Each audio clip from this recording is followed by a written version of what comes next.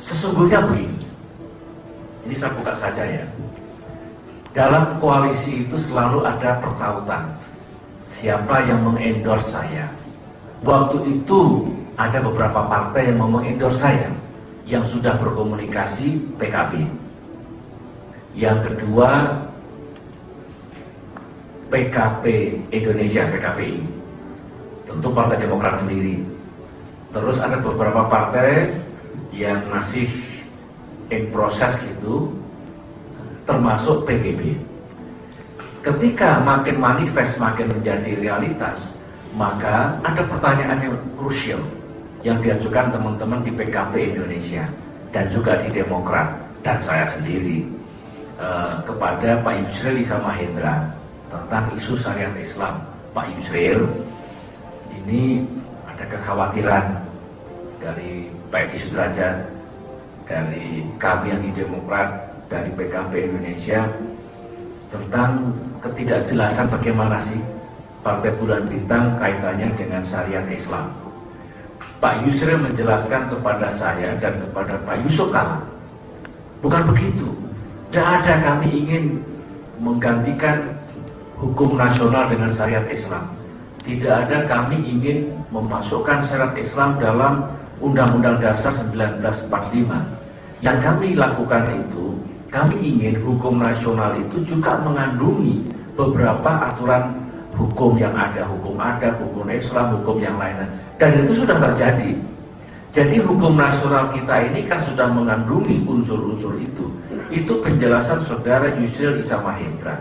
Atas dasar itulah dibikin satu naskah kesepakatan antara Partai Demokrat, PKP Indonesia, dan Partai Bulan Bintang bahwa kebersamaan ini akan menghormati pluralisme, kemajemukan, undang-undang dasar, pembukaan segala macam.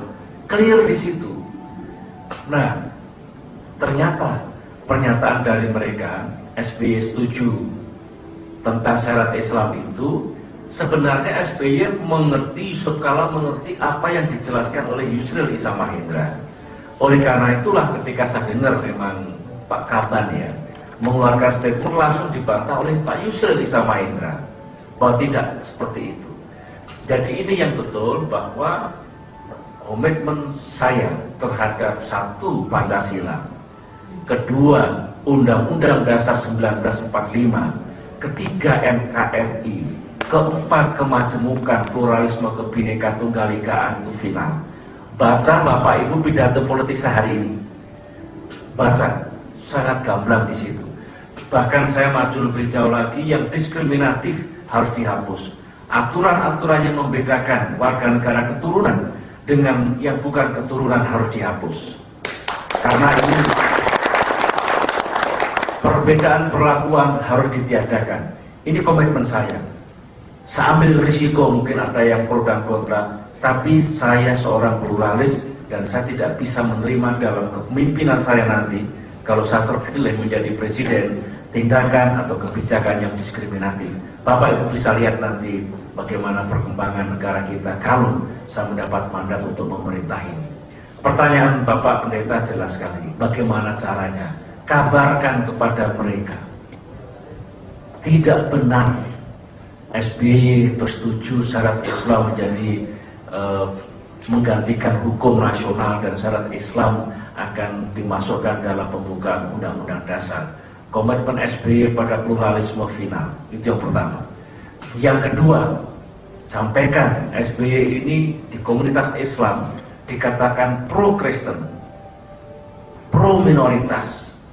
Oleh karena itu lihat caleg-caleg Demokrat, katakan, kabarkan seperti itu.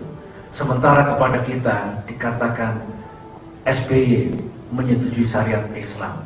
Saya yakini, Bapak bilang, saya sudah ketemu SBY, berdialog langsung, dia tetap pada komitmennya dan tidak pernah berubah. Kabarkan dari hati ke hati, dari orang ke orang, dari silakan. Tetapi itulah kalau saya bicara tentang kebenaran. Pertanyaan yang nomor 2. Siapa yang mau ditanya lagi?